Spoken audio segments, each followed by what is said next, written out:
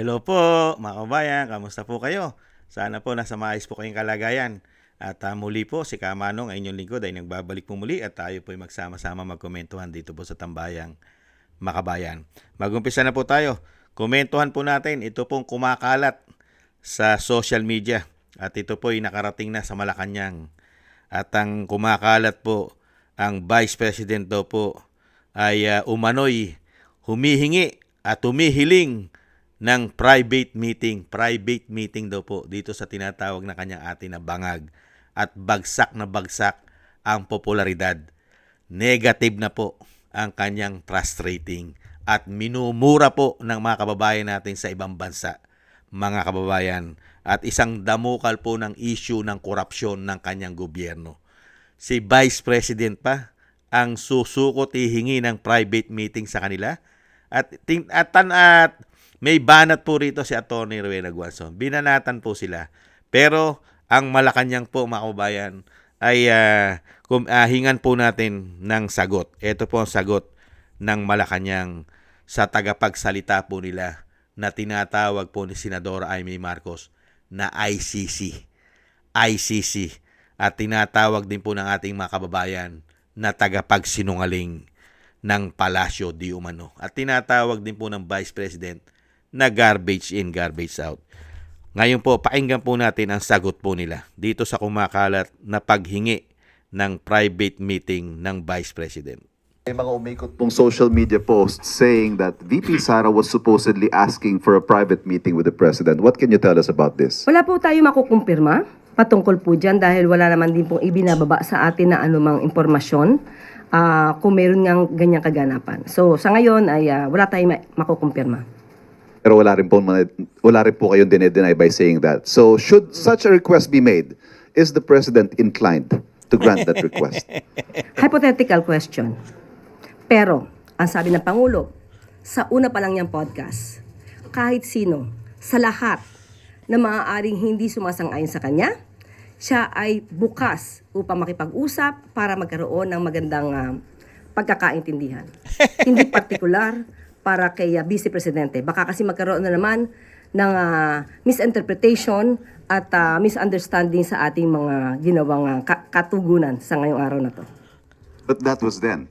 Since then and now, things have been said and done. So is that to say that the President remains open to reconciling or working with the Vice President? Sa lahat ng kababayan natin, sa lahat ng tao ay open ang Pangulo. Grabe po yung kumakalat, ano? Grabe po yung pinakalat po nila na ang Vice President po, pinakakalat po sa social media na ang Vice President pa ang humihingi na makipag-ayos at humihingi ng private meeting sa tinatawag po na bangag na kanya ate. Kaya po may banat din po si Atty. Guanzon. Ito po ang banat ni Atty. Rowena Guanzon, mga kababayan. Ayon po kay Atty. Rowena Guanzon, nakabatak na naman at hay na hay.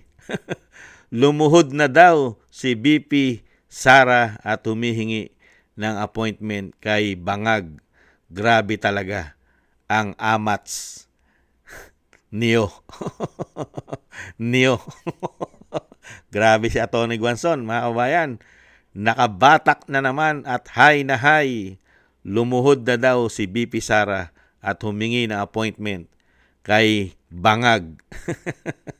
Grabe talaga ang amats nyo. Grabe, no? Grabe ang ginagawa po sa social media. Talagang masasabi po natin na talagang fake news. Fake news sa ginawa nila sa Vice President, natamnan ng issue ng korupsyon at pilit pinababagsak gamit ang pera ng taong bayan, ang paglulustay at pagwawaldas ng pera ng taong bayan. 25 million ang nagagastos daw dyan sa impeachment. Mga kababayan, grabe. At mismo ang presidente, pinabuksan niya ang mga sinasabing bank account. Hindi po ba? Ng Office of the President, pinabuksan mismo ng presidente, sinang-ayunan niya. Pati po mga BIR, mga AMLA. Grabe! Kaya nga po, ano po sabi ng taong bayan? Mismo sa Malacanang nanggagaling ang impeachment approval para sa Vice President. Hindi po ba? Grabe! Tapos ang ginawa sa tatay niya, walang due process, pinatapon, kinidnap, gamit pa ang eroplano sa Pilipinas, gamit pa raw ang pera ng taong bayan para pambayad ayon sa mga ex-marine. Grabe, no? Si BP Sara pa ang susuko at hihingi na appointment sa presidente na napakarami ng issue ng korupsyon ang kanyang gobyerno at bagsak na bagsak ang kanyang popularidad, ang kanyang approval at trust rating sa Luzon, Visaya, Mindanao.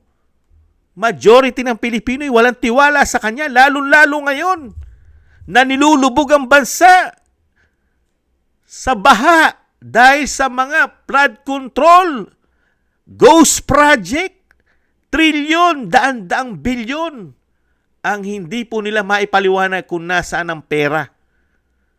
Hindi po ba? Ang NCR ngayon, nilulubog po ang NCR, National Capital Region. Lubog sa baha. Ang Norte, lubog sa baha. Hindi po ba? Tapos, ang Vice President pa, mga kababayan, ang palalabasin nila na humihiling umano ng private meeting para makipag-ayos dito sa presidente. Mga kababayan, tanging mga kapulisan at mga kasundaluhan na lang po yata ang nagtitiwala ngayon sa Pangulo ng bansa. Tanging mga kapulisan at mga kasundaluhan, mga men in uniform, ang nagpuprotekta at tiwalang-tiwala sa presidente na isinusuka na ng mga kababayan nating OFW. Minumura pa sila, di umano. At sa ating bansa, ano po sinasabi ng ating mga kababayan?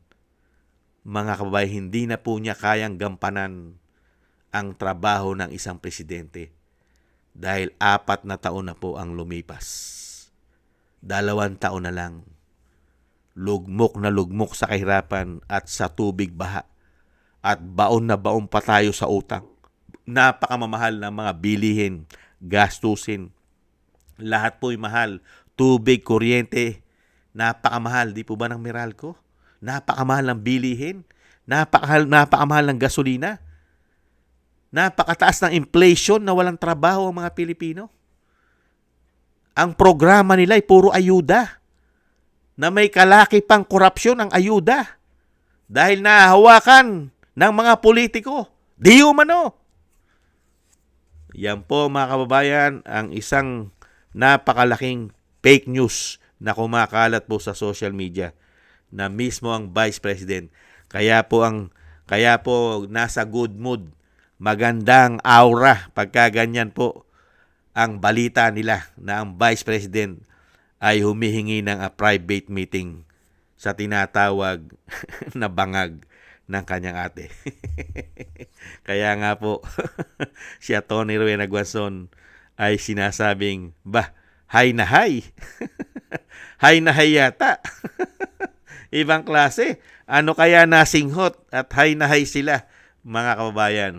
Yan po mga kababayan, ang kumakalat po at pinag-usapan na po sa Malacanang yung issue na ang Vice President ay sumusuko na sa kanila. Maraming salamat po mga kababayan at lalong-lalo po sa inyo na gusto po ng Tambayang Makabayan sa YouTube at TikTok at ganoon din po sa inyo mga nagko-comment, like, share, and subscribe at patuloy po nagsusubscribe. Maraming salamat po. Shoutout po sa inyo lahat. At thank you rin po sa mga nagbibigay po ng tulong at biyaya. Shoutout po kay Eric Hershio from Canada, Bei Chichiyoko, Kingston from Hong Kong, Jake Yahut from Maisog, California, USA, Gina Ray from Berlin, Germany, Julieta Silona from Sydney, Australia, Baby Roman, Ate Isa from Cagayan, Bali, Jem Aris from United Arab Emirates, Jobelin Watanabe from Japan, ako si Pilam, Ani Jo, Teodorico Erguisa Jr., Arpel Villacorta, Wills Bubbles, Rosalina, si Norma Garcia, Mary Natividad Blinden from Netherlands, Gayat Shena, Tatay Nick from Toronto, Canada, Nancy Lumampao, Balance Vision TV, Jesus Valdepena, Rolando Guerrero, Mila Yi, Felipe Shapno from Texas, USA, Rolando Timbol from Alberta, Canada, Ma'am LB and Sir Manny from North Miami, Florida, USA, Melchorita Espinosa from Orlando, Florida, USA, Arturo Estraniero from USA, Randy Crispino from Pasig, Mika Legaspi, Tessie Mantilla from Kuwait, Frank Zamora from California, USA, at Romulo Di Vinagracia from Bacolod City. Maraming salamat po. Shoutout po sa inyo lahat at ingat-ingat po kayo sa inyong mga paggawa. At tiis-tiis lang po tayo mga kabayan at samahan po natin ng maraming dasal na tayo po'y maingatan. At God bless po sa inyo lahat. Paalam. Bye-bye.